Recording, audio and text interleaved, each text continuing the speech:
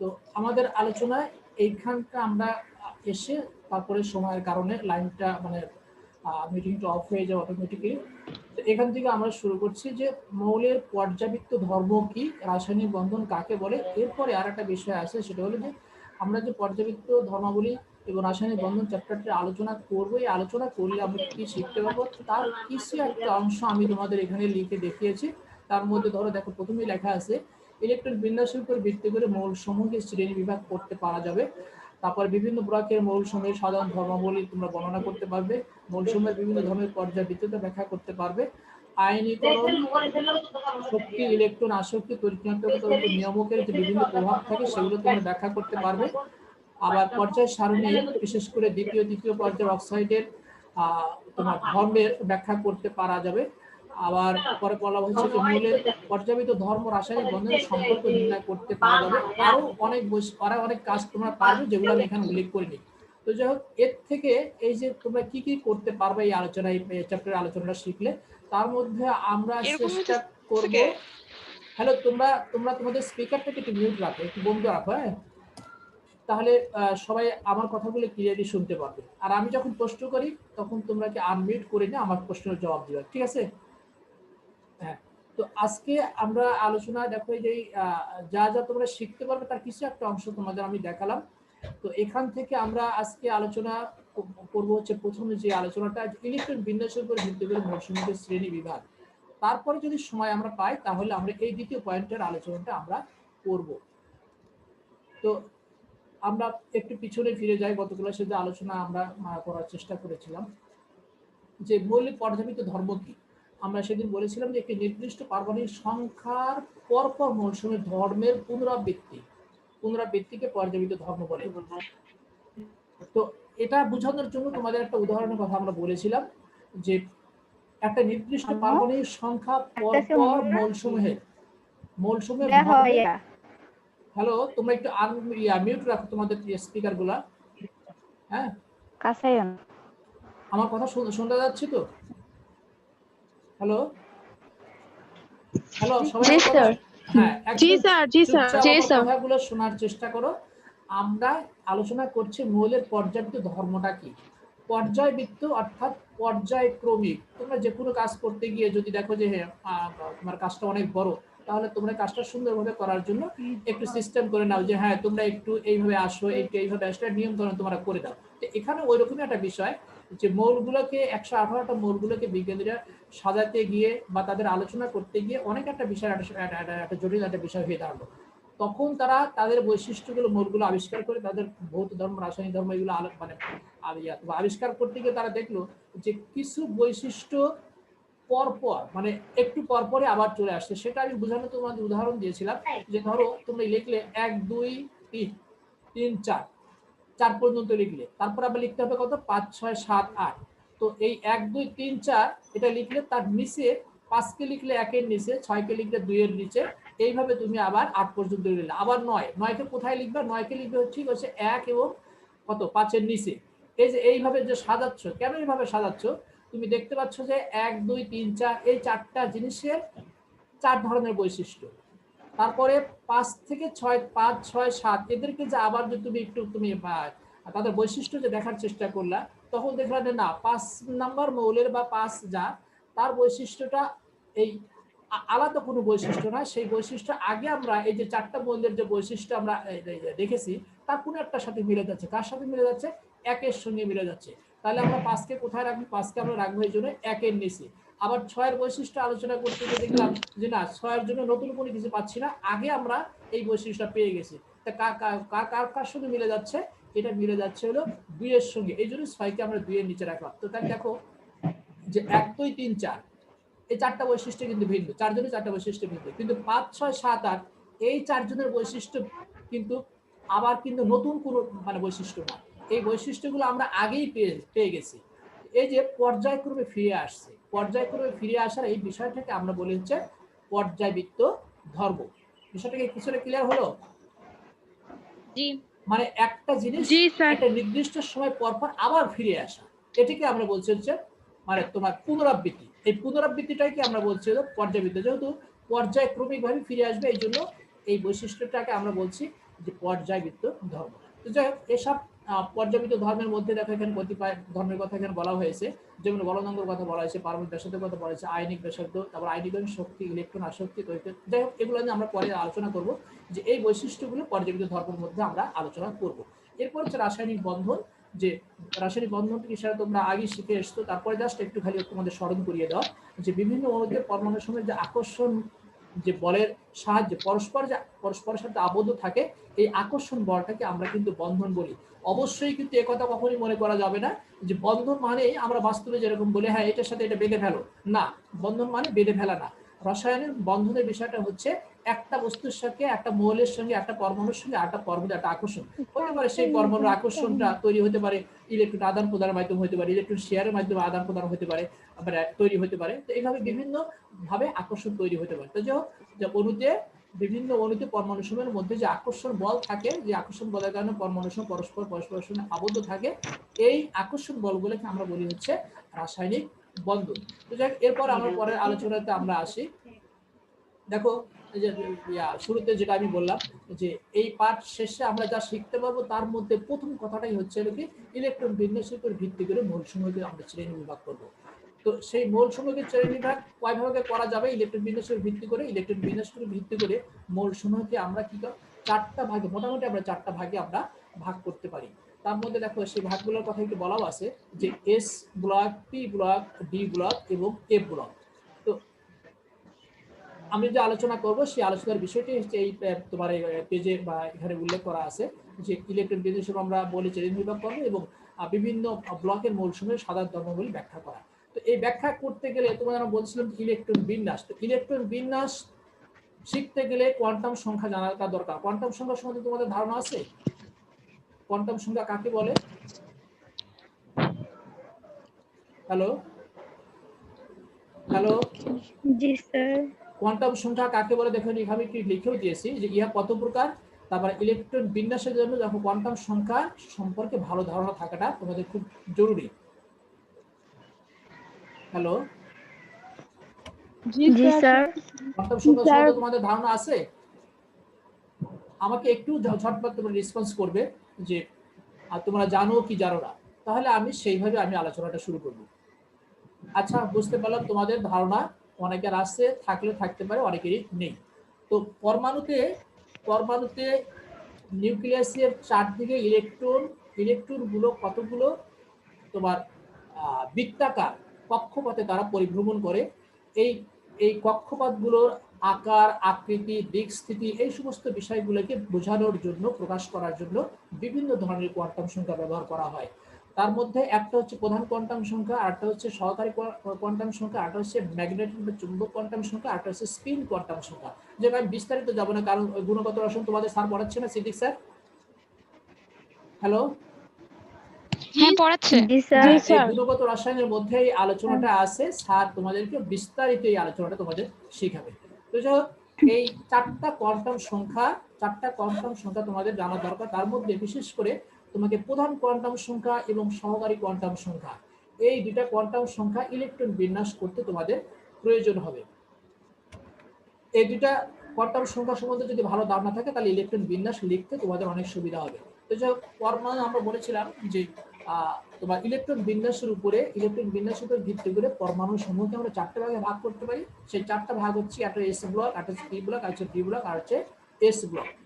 আমরা শুরুতে আমরা একটু বলেছিলাম, মনে হয় তোমাদের খেয়াল আছে কিনা, যে বিজ্ঞানীরা মৌল সমূহকে পর্যায় সারণীতে বিভিন্ন ভাবে তাদের সাজানোর চেষ্টা করেছে, বিভিন্নভাবে সাজাতে গিয়ে তার বিভিন্ন সমস্যার সম্মুখীন হয়েছে। সর্বশেষ তারা যে ভিত্তিটা ধরেছিল সেটা হচ্ছে ইলেকট্রন বিন্যাস। এই জন্যই আজকের এই আলোচনা, যে ইলেকট্রন বিন্যাসের উপরে ভিত্তি করে আমরা মৌল সমূহকে আমরা শ্রেণী বিভাগ করলাম। তাহলে কটা ভাগে শ্রেণী বিভাগ করলাম? এখানে আমরা শ্রেণী বিভাগ করলাম হচ্ছে চারটা ভাগে। একটা হচ্ছে এস ব্লক মৌল, একটা হচ্ছে পি ব্লক মৌল, একটা ডি, আর হচ্ছে এফ ব্লক মৌল। তো এরপর আমরা দেখি যে আসলে এস ব্লক মৌল কাকে বলে।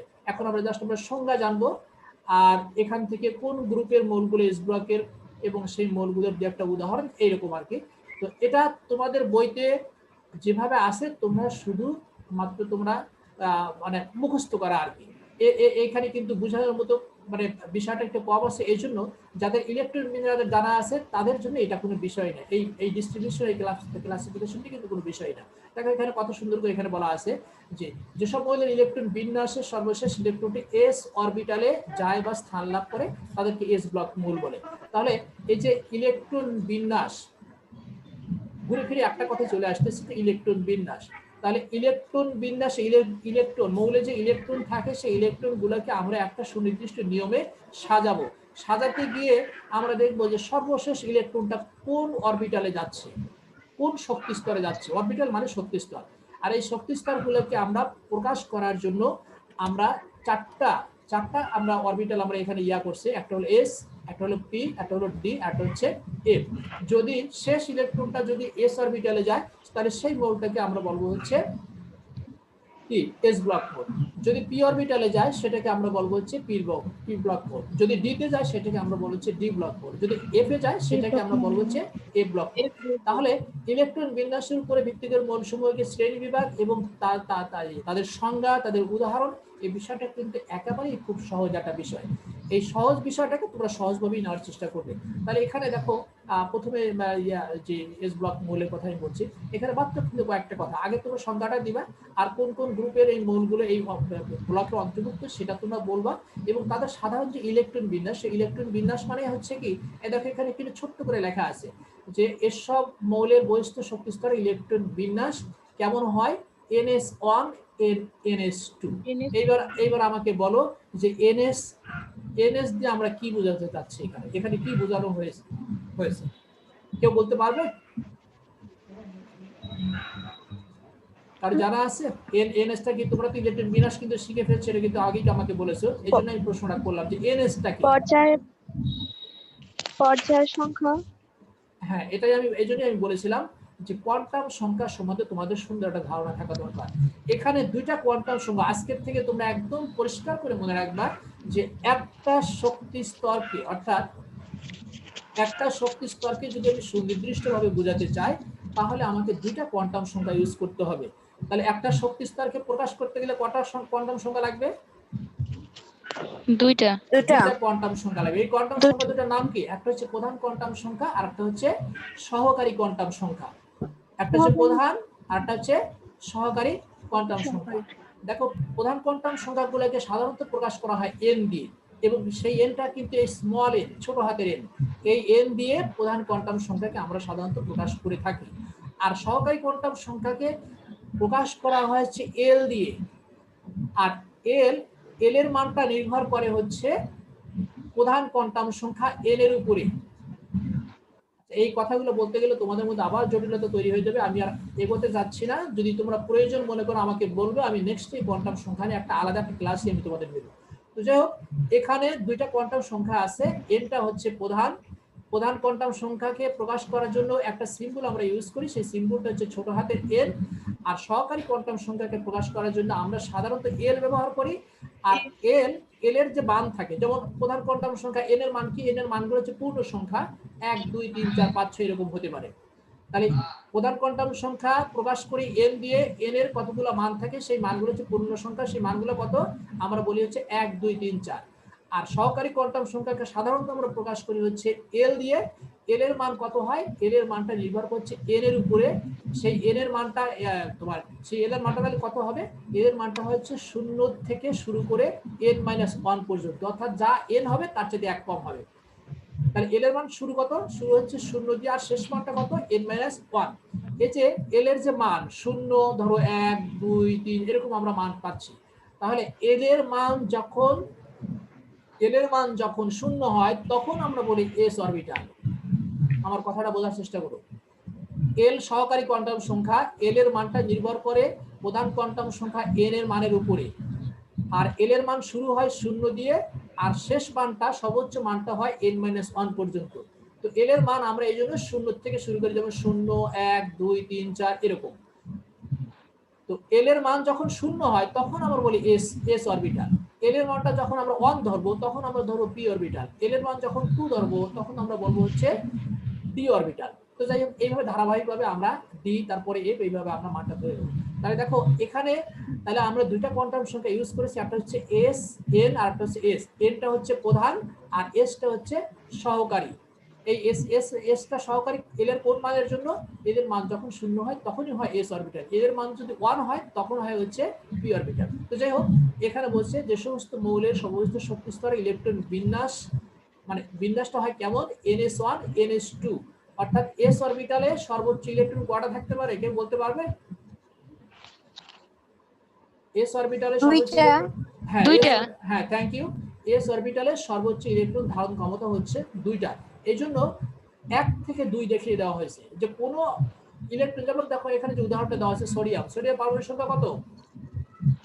সোডিয়াম পারমাণবিক সংখ্যা হচ্ছে 11। দেখো এখানে আমরা লিখেছি যে এস অরবিটাল, এইজন্য আমরা এখানে 2টা দিয়েছি। তারপরে আবারও আমাদের লিখতে হয়েছে এস, এখানে আবার 2টা দিয়েছি। তারপরে দিয়েছি আমরা পি, পিতে আমরা ইলেকট্রন আমরা দিব সর্বোচ্চ 6টা। পিতে ইলেকট্রন কয়টা থাকবে?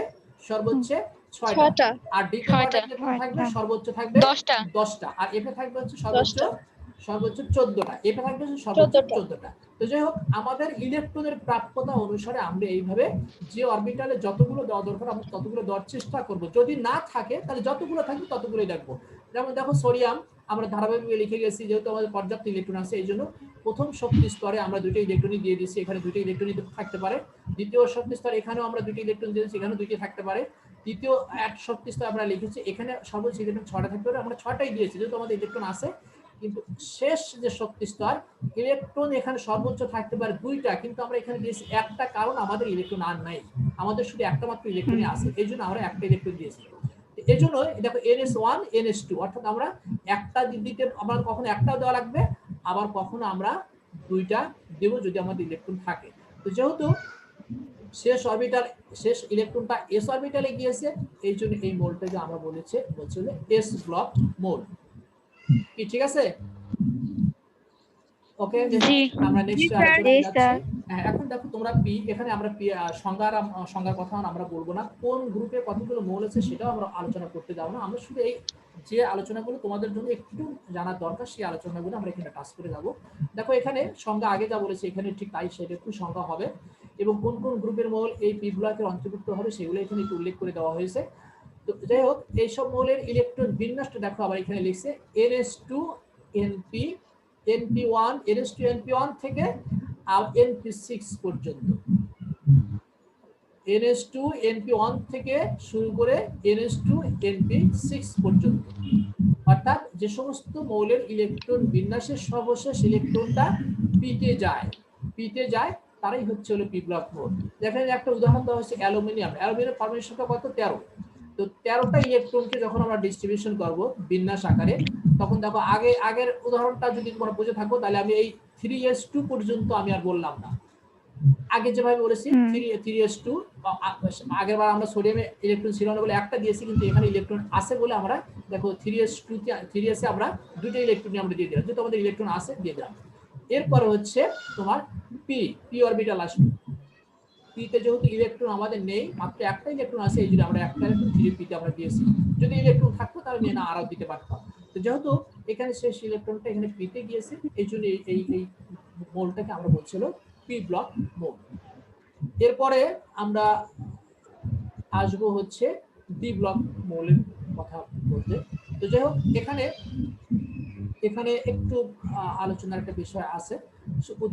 তোমরা সংজ্ঞা এবং সংজ্ঞাটা আগে যেভাবে তোমরা বলেছো এবং ইলেকট্রন বিন্যাস ঠিক আগের মতোই, যে এসব মৌলের সর্বশেষ শক্তি স্তরে এটা কিন্তু তোমার সর্বশেষ শক্তি স্তরে কিন্তু ইলেকট্রন বিন্যাস কিন্তু এখানে দেখানো হয়েছে, যে ইলেকট্রন থাকবে হচ্ছে কতগুলো, যদি ইলেকট্রন ডিতে যাবে এবং ডিতে কতগুলো ইলেকট্রন থাকতে পারে, ডিতে 10টা ইলেকট্রন থাকতে পারে।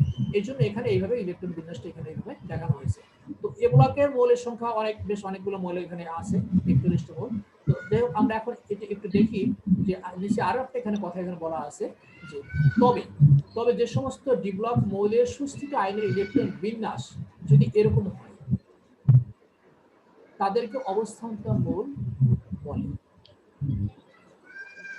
এই কথাটা একটু তোমরা বোঝার চেষ্টা করো। আমরা প্রথমে বললাম, সংজ্ঞা দিলাম ডি ব্লক মৌল কাকে বলে। হ্যাঁ, শেষ ইলেকট্রনটা যদি ডি অরবিটালে যায় তাহলে আমরা বলবো সে হচ্ছে ডি ব্লক মৌল। তারপরে এখানে আবার বলা হলো এবং ডি ব্লক মৌলের সাধারণ ইলেকট্রন বিন্যাস অর্থাৎ সর্ববহিস্থ শক্তি স্তর ইলেকট্রন বিন্যাস কিন্তু এটা।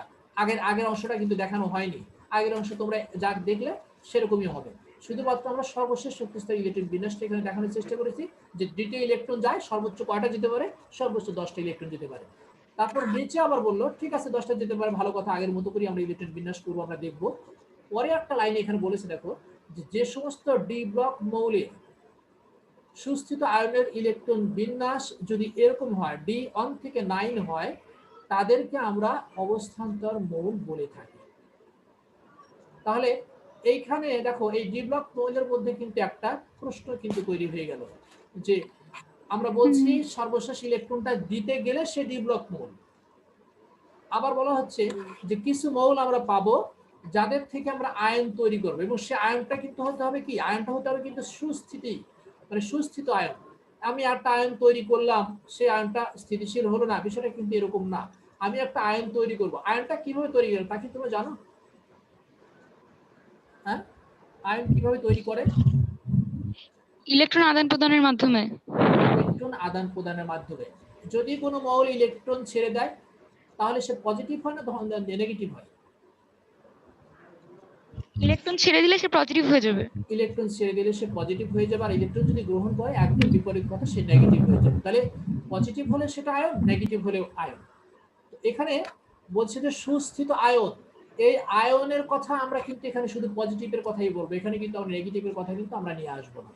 তাহলে বলছে যে সমস্ত ডি ব্লক মৌলের সুস্থিত আয়নের ইলেকট্রন বিন্যাসটা যদি এরকম হয় যে না 1 থেকে শুরু করে 9টি ইলেকট্রন এর মধ্যে থাকবে, হতে পারে D2, হতে পারে D3, হতে পারে D7, হতে পারে D8 এবং সর্বোচ্চ কত হবে D9, এরকম যদি হয় ওই সমস্ত মৌলগুলোকে আমরা বলবো হচ্ছে অবস্থান্তর মৌল।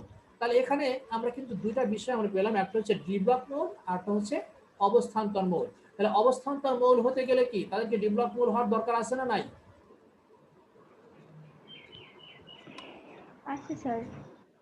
এখানে কিন্তু বলেই দিয়েছে যে সমস্ত ডি ব্লক মৌলে মানে ডি ব্লক তো হতেই হবে, যে শেষ ইলেকট্রনটা তো দিতে যেতেই হবে। যদি ওই সমস্ত ডি ব্লক মুক্ত মৌল যাদের থেকে আমরা একটা আয়ন তৈরি করব, আয়নটা যেন সুস্থিত হয় এবং তাদের ইলেকট্রন বিন্যাস যদি এরকম হয়, এরকম মানে D1 থেকে 9 মানে D1 এবং D9, বিষয়টা কিন্তু এরকম না, D2 হতে পারে, D3 হতে পারে, D4 হতে পারে, 6 7 8 সর্বোচ্চ কত হবে, সর্বোচ্চ 9 হবে, বাট 10 হবে না। কিন্তু 10 যদি হয়ে যায় তাহলে সেটা অবস্থান্তর মৌল হলো না, তাহলে সেটা অবশ্যই ডি ব্লক মুক্ত মৌলই হয়ে গেল, ডি ব্লক মৌল। হ্যাঁ। তাহলে হতে হবে কত, যদি 1 থেকে 9 হয় তাহলে ওই মৌলগুলোকে আমরা বলবো হচ্ছে অবস্থান্তর মৌল। আমি ব্যাখ্যাটা একটু পরে আসছি, শুধুমাত্র আমরা এই ইলেকট্রন বিন্যাসটা আমরা দেখি। এখানে দেখো ক্রোমিয়ামের পারমাণবিক সংখ্যা কত, 24। এটাকে যদি আমরা ডিস্ট্রিবিউশন করি, দেখো এখানে একটু তোমাদের কাছে সমস্যা মনে হবে কিনা জানি, তুমি দেখার চেষ্টা করো। তো দেখো 3p6 এ পর্যন্ত ঠিক আছে, এই পর্যন্ত কোনো সমস্যা নেই। আগে যে ইলেকট্রন বিন্যাস তোমরা দেখেছো এই পর্যন্ত, এই 3p6 পর্যন্ত এটুকু কোনো সমস্যা নেই, এটুকু ঠিক আছে। কিন্তু এখানে এসে দেখো বলছে যে শেষ ইলেকট্রনটা কোথায় যেতে হবে, শেষ ইলেকট্রনটা যেতে হবে D তে, কিন্তু 3d এর পরে কিন্তু লেখা আছে 4s, 3d এর পরে কিন্তু লেখা আছে 4s। 4sটা কেন নিয়ে আসলো, আমার তো D তে তো ইলেকট্রন মাত্র 5টা আছে। আর এই পর্যন্ত আমি হিসাব করে দেখি 2 4 আর 6 10, 10 আর 2 12, 12 আর 6 18, এই 3p6 পর্যন্ত কিন্তু 18টা ইলেকট্রন। বাকি থাকলো কয়টা, বাকি থাকলো হচ্ছে আমাদের 6টা। হ্যালো, আসলে আমাকে ওয়ার্নিং দেওয়া হচ্ছে এই টাইমের জন্য। আমি আসলে হয়তো মিটিংটা যে নতুন করে শুরু করলাম ওটা মনে হয় ঠিকভাবে শুরু করতে পারিনি, এই জন্য এই একটা মেসেজ আসছে যে আমি আর হয়তো আর অল্প কিছু সময় তোমাদের সাথে কথা বলতে পারবো। যাই হোক, যদি লাইনটা ডিসকানেক্টেড হয়ে যায় তাহলে কিন্তু তোমরা কিন্তু ওয়েট করবো, আমরা এই কয়েক মিনিটের জন্য আমরা আবার শুরু করে তোমাদের পার্সেন্টেজটা সবশেষে নিয়ে তারপর আমরা শেষ করবো। হ্যাঁ, ঠিক আছে সবাই? ঠিক আছে স্যার। আচ্ছা, তাহলে এখানে তো ডিতে তো ইলেকট্রন থাকতে পারে 10টা, তো ইলেকট্রন 3p6 পর্যন্ত আমরা 18টা দিয়ে ফেলেছি, ইলেকট্রন বাকি থাকলো কয়টা, 6টা না? 6টা। তাহলে ডি তে তো ইলেকট্রন থাকতে পারে 10টা, আমরা তো এখানে তো 6টা দিতেই পারি, কিন্তু 4s কি কেন নিয়ে আসলাম, এটা কি কেউ বলতে পারবে? অর্ধ সুস্থিতিশীল হওয়ার জন্য। না, সেটা ঠিক আছে, কিন্তু এস 4s টাকে কেন নিয়ে আসলাম? 4s টাকে কেন নিয়ে আসলাম? মানে সবাই নিষ্ক্রিয় গ্যাসের মতো আচরণ করতে চায়, তাই 10টা আচ্ছা আচ্ছা আচ্ছা, তোর আমি নেওয়া আমি যাচ্ছে না, আমি তাই আমি 5টা। আমি বলছি এই বিষয়ে তোমাদের ধারণাটা একেবারেই কম। এই জন্য আমি বলছিলাম যে কোয়ান্টাম সম্বন্ধে বা সংখ্যা সম্বন্ধে এবং সম্বন্ধে তোমার একটা ভালো ধারণা থাকা দরকার। যাই হোক, ইলেকট্রন বিন্যাস করতে গেলে এই শক্তি স্তরগুলো লেখার জন্য একটা নিয়ম আছে। নিয়ম হলো এরকম যে আমরা তোমার যেমন এস অরবিটালে একটা শক্তি একটা লেভেল আছে, পি এর একটা শক্তির লেভেল আছে, ডি এর একটা শক্তি একটা লেভেল আছে, এফ এর একটা শক্তির লেভেল আছে। অবশ্যই এস এর শক্তিটা হচ্ছে কম, পি এর শক্তিটা হচ্ছে বেশি, তারপরে ডি এর শক্তি, তারপরে হচ্ছে এফ এর শক্তি। এইভাবে আমরা সাধারণত চিন্তা ভাবনা করে থাকি। তো ইলেকট্রন বিন্যাস আমি তো বলছি যে কোনো একটা শক্তি স্তরকে লিখতে কয়টা কোয়ান্টাম সংখ্যা লাগে? কোয়ান্টাম সংখ্যা লাগে হচ্ছে দুইটা, একটা হচ্ছে প্রধান, একটা হচ্ছে সহকারী। একটা শক্তি স্তর কতটা শক্তিশালী এটা আমরা বিচার করার জন্য আমাদের ছোট্ট একটা নিয়ম আছে, তোমার খাতা কলমে লিখে ফেলো। খাতা কলমে লিখে ফেলো যে একটা শক্তি অরবিটালের শক্তি নির্ণয় করার জন্য আমরা একটা নিয়ম ব্যবহার করি। সেই নিয়মটা হচ্ছে n প্লাস এল। এলটা কিন্তু ছোট হাতে, n প্লাস এল। এনটা হচ্ছে প্রধান কোয়ান্টাম সংখ্যা আর এলটা হচ্ছে সহকারী কোয়ান্টাম সংখ্যা। এই ফর্মুলাটা দিয়ে একটা শক্তি স্তর কতটা শক্তিশালী সেটা আমরা বিচার করতে পারি। তো দেখো, আমরা বলছিলাম এল এর মান যখন 0 হয় তখন কোন অরবিটাল? তখন হয় হচ্ছে এস অরবিটাল। যখন 1 হয় তখন হচ্ছে পি, যখন 2 হয় তখন ডি, যখন এফ হয় 3 হয় তখন হচ্ছে এফ। আমরা বলেছিলাম। তো এখন আমরা 3D কে ইলেকট্রন আগে দেব নাকি 4s এ ইলেকট্রন আগে দেব? বা ইলেকট্রন যে আমরা যে দেই, ইলেকট্রনটা কিভাবে যায়? ইলেকট্রন সবসময় চেষ্টা করে কম শক্তি সম্পন্ন শক্তি স্তরে আগে যাওয়ার জন্য, তারপরে আস্তে আস্তে তারা বেশি শক্তি সম্পন্ন অরবিটালে তারা যায়। এই নিয়ম মেনে ইলেকট্রনগুলো আসলে তারা বিভিন্ন শক্তি স্তরে ইন করে। তাহলে এখানে আমাদের চিন্তা করে দেখতে হবে যে আসলে 3D শক্তিটা বেশি না 4s এর শক্তিটা বেশি। যদি দেখি যে না 4s এর শক্তিটা কম, এই জন্য 4s টাকে আমাকে ইলেকট্রন আগে দিতে হবে, দেওয়ার পর তারপরে আমরা বেশি শক্তি সম্পন্ন 3D তে আমরা ইলেকট্রন দেবো। তো দেখো, এই 3D আর 4s এর শক্তির হিসাবটা যদি আমরা করতে যাই যে n প্লাস এল, হ্যালো তোমরা একটু মিউট করে রাখো। হ্যাঁ, তাহলে আমরা ডি অরবিটাল 3D অরবিটালের শক্তির জন্য হিসাব করি। 3D এর জন্য n এর মান হচ্ছে 3 আর d এর জন্য l এর মান কত? l এর মানটা 2 না? জি স্যার। তাহলে n প্লাস l তাহলে কত হলো? 3 দিয়ে 5 না? জি স্যার। সবাই কি বুঝতে পারছো? জি স্যার। তাহলে 3D এর জন্য মান হচ্ছে 3 n হচ্ছে 3 আর l হচ্ছে 2, তাহলে n প্লাস l তার মানে 3 যোগ 2 তাহলে 5। আচ্ছা, আর 4s এর জন্য কত? n টা হচ্ছে হলো 4 আর l টা হলো s এর জন্য l টা হলো 0, তাহলে এখানে n প্লাস l এর মানটা হচ্ছে কত? 0, তাহলে এখানে হচ্ছে 4। তাহলে 3D এর জন্য শক্তির মানটা হচ্ছে হলো 5 আর 4s এর জন্য শক্তির মানটা হচ্ছে কত? 4 না? কথাটা কি বুঝতে পারা গেছে? জি স্যার। 4s মানে এখানে n এর মানটা হচ্ছে 4 আর s এর জন্য l এর মানটা হলো 0, তাহলে n প্লাস l মানে 4 প্লাস 0, তাহলে কত? 4ই হলো। জি স্যার। আর 3D এর জন্য l এর মান হচ্ছে 3 আর d এর জন্য l এর মান হচ্ছে 2, তাহলে n প্লাস l মানে হচ্ছে 3 প্লাস 2 তার কত হলো? 5। তাহলে এখানে এই শক্তি স্তরের জন্য আমাদের হিসাবিত মান হলো 5 আর এটার জন্য হিসাবিত মান হচ্ছে হলো 4। তাহলে শক্তিটা 4ই কম হবে না 5ই কম হবে? কোনটা কম হবে? 4 এককটা কম হবে অবশ্যই। এর জন্য ইলেকট্রন আগে 4s এ যাবে। 4s এ কিন্তু ইলেকট্রন দুইটাই যায়। তাহলে এখানে এই পর্যন্ত হলো 3p6 পর্যন্ত 18 আর 4s এ যায় দুইটা, তাহলে 18 দিয়ে 20, তাহলে ইলেকট্রন থাকলো কয়টা? 4টা। এই 4টাই ইলেকট্রন সর্বশেষে যায় হচ্ছে হলো 3D তে। কিন্তু এখানে লেখা আছে 3d5 আর 4s এখানে লেখা আছে 1। এখানে ওই যে একজন উত্তর দিল তোমরা যে স্যার অর্থ তোমার অর্থাৎ হাফ পিল আর ফুল পিল, অর্থাৎ তোমার স্থিতিশীলতা অর্জনের জন্য, অর্থাৎ এখানে এই 3Dটা অর্ধপূর্ণ অর্ধপূর্ণ অর্ধপূর্ণ হওয়ার জন্য এখানে এই 4 না হয়ে এখানে 5 হয়ে গেছে। হ্যাঁ, উত্তরটা অবশ্যই রাইট, যে প্রত্যেকটা অরবিটাল দুই ভাবে স্থিতিশীল হয়। এক হলো ইলেকট্রন যেমন পিতে 6টা আছে, 6টাই যদি থাকে তাহলে সে একটা স্থিতিশীল, আর আরেকটা স্থিতিশীল অবস্থা হলো P3 P3 এটা একটা স্থিতিশীল অবস্থা, আবার P6 এটা আরেকটা স্থিতিশীল অবস্থা। ডির জন্য D10 এটা একটা স্থিতিশীল অবস্থা, আর হচ্ছে D5 এটা হচ্ছে আরেকটা স্থিতিশীল অবস্থা। এই স্থিতিশীলতা অর্জনের জন্য এই 3D যেহেতু 3D শক্তিটা বেশি, সে করে কি এই 4s থেকে একটা ইলেকট্রন সে জোর করে সে তার কাছে নিয়ে এসে সে ওর স্থিতিশীলতা অর্জন করে। ফলে এই 4s এর এখানে দুইটা না হয়ে এখানে একটা হয়ে যায়। তোমাদের মনে হতে পারে স্যার তাহলে 4s1 তার মানে শেষ ইলেকট্রন কি তার এসে গেছে? না, অবশ্যই না। এসে যেহেতু শক্তিটা কম ছিল, এখানে শুরুতে দুইটা ইলেকট্রন আগেই গিয়েছিল। সর্বশেষ যে 4টা ইলেকট্রন ছিল সেই 4টা ইলেকট্রন 3D তে গিয়েছিল।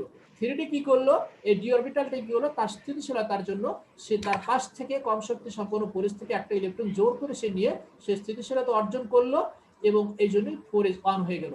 তো এইভাবে এটা হচ্ছে একটা ব্যতিক্রমী ইলেকট্রন বিন্যাস। তো যাই হোক, এই ব্যতিক্রমধর্মী ইলেকট্রন বিন্যাস যদি কখনো পরীক্ষায় যদি ইলেকট্রন বিন্যাস থাকে, তাহলে এই ধরনের ব্যতিক্রমধর্মী ইলেকট্রন বিন্যাস কিন্তু তোমাদেরকে দেওয়া হয় তোমাদেরকে ইলেকট্রন বিন্যাস করার জন্য। তো যাই হোক, এই জন্য ইলেকট্রন বিন্যাসটা এরকম হয়ে গেছে।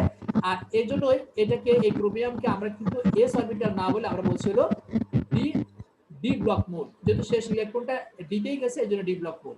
আচ্ছা, এবার আমরা আসবো হচ্ছে পরের কোশ্চেনটা, যে ডি ব্লক মোল আর অবস্থান্তর মোল এর মধ্যে আমরা কিভাবে আমরা ইয়াটা করব, পার্থক্যটা করব, বা আমরা প্রশ্নটা এরকম হয়, এখানে প্রশ্নটা লেখা আছে যে সকল অবস্থান্তর মোল ডি ব্লক মোল, কিন্তু সকল ডি ব্লক মোল অবস্থান্তর মোল নয়। এটা একটা প্রশ্ন, এরকম প্রশ্ন প্রায় থাকে, 2 নম্বরের জন্য এরকম প্রশ্ন প্রায় থাকে। তো যাই হোক, এই প্রশ্নের ব্যাখ্যা যদি তোমরা করতে চাও, যেহেতু এখানে দুইটা বিষয় অবস্থান্তর মোল আর ডি ব্লক মোল, তাহলে এই অবস্থান্তর মোল ডি ব্লক মোলের আগে তোমাকে সংজ্ঞাটা দিতে হবে। তো সংজ্ঞা তো সহজ, তোমরা সহজে সংজ্ঞা দিবে যে সর্বশেষ ইলেকট্রন ডিতে গেলে সেটা ডি ব্লক মোল। আর যে সমস্ত ডি ব্লক মোলের অন্তত একটি স্থিতিশীল আয়নের ইলেকট্রন বিন্যাসটা যদি এরকম হয়, D1 থেকে D9 হয়, তাহলে ওই সমস্ত মোলগুলোকে আমরা অবস্থান্তর মোল বলি। এখন তোমরা দুইটা উদাহরণ নিবে। এখন আমার উদাহরণ দুইটা আমি এখানে নিয়েছি, একটা হচ্ছে আয়রন আর একটা হচ্ছে জিঙ্ক। দেখো দুইটা মোলের এটা হচ্ছে স্বাভাবিক ইলেকট্রন বিন্যাস। স্বাভাবিক ইলেকট্রন বিন্যাস করে আমরা দেখলাম যে তোমার ডিতে 6টা ইলেকট্রন, আর এখানে ডিতে আছে, জিঙ্কের ডিতে আছে কটা, 10টা ইলেকট্রন। এখন এই ইলেকট্রন বিন্যাস থেকে যেহেতু সর্বশেষ ইলেকট্রনটা ডিতে গেছে, এই দুইজন হচ্ছে ডি ব্লক মোল। এরপর আমরা দেখি অবস্থান্তর মোল, আমরা একটু ইয়া করি, যেহেতু এখানে বলছে আয়ন তৈরি করতে হবে, তাহলে আমরা আয়নটা তৈরি করে দেখি। দেখো এই দুটো মৌলের আয়ন তৈরি করতে আমরা দেখলাম, যেহেতু 4s শক্তিটা কম, 4s থেকে দুইটা ইলেকট্রন চলে গেল, জিঙ্কের 4s থেকে দুইটা ইলেকট্রন চলে গেল, আর এই দুইটা আয়নই হচ্ছে কিন্তু স্থিতিশীল, এরা কিন্তু অস্থিতিশীল না। তাহলে এই স্থিতিশীল আয়ন দুটোর এখন ইলেকট্রন বিন্যাস তুমি হিসাব করে দেখো কি হচ্ছে, যে আয়রনের ইলেকট্রন বিন্যাসে ডিটা হচ্ছে, ডি হচ্ছে 6টা ইলেকট্রন, বাট জিঙ্ক আয়নের ইলেকট্রন বিন্যাসে দেখা আছে ডিতে হচ্ছে 10টা ইলেকট্রন। তাহলে বলা হচ্ছে যে যদি ইলেকট্রন বিন্যাস যদি এরকম দেখা যায়, আয়ন তৈরি করার পর ইলেকট্রন বিন্যাস যদি এরকম দেখা যায় যে D1 থেকে 9 এর মধ্যে যে কোনো D6 হতে পারে, 5 হতে পারে, 3 হতে পারে, 8 হতে পারে, সর্বশেষ 9 এর পরে আর হবে না, তাহলে ওই মোলগুলোকে আমরা বলি হচ্ছে অবস্থান্তর মোল। তাহলে আমরা দেখলাম যে এই আয়ন দুটো ইলেকট্রন বিন্যাস আমরা হিসাব করে দেখলাম যে জিঙ্কের আয়নের ডি অরবিটালে আছে 10টা ইলেকট্রন, তার মানে এটা হচ্ছে ডি ব্লক মোল, এটা অবস্থান্তর মোল আমরা বলতে পারি না। আর এই আয়রনের ইলেকট্রন বিন্যাস আমরা দেখলাম যে ডিতে আছে হলো 6টা ইলেকট্রন, তার মানে 1 থেকে 9 এর মধ্যে আমরা পেয়ে যাচ্ছি। এই জন্য এই আয়রনটাকে আমরা বলছি অবস্থান্তর মোল। দেখো এখানে সেই ব্যাখ্যাটা এখানে দিয়েছে যে ইলেকট্রন বিন্যাস তোমরা কি দেখতে পাচ্ছ, যে একটা অর্থাৎ আয়রনের ইলেকট্রন বিন্যাস আছে আংশিক পূর্ণ, ডি অরবিটালটা আংশিক পূর্ণ, 6টা ইলেকট্রন আছে, তাই এটা হচ্ছে একটা অবস্থান্তর মোল। কিন্তু জিঙ্ক আয়নের ইলেকট্রন বিন্যাসে দেখা যাচ্ছে যে তোমার ডি অরবিটালটা পরিপূর্ণ, তার মানে এটা তাহলে অবস্থান্তর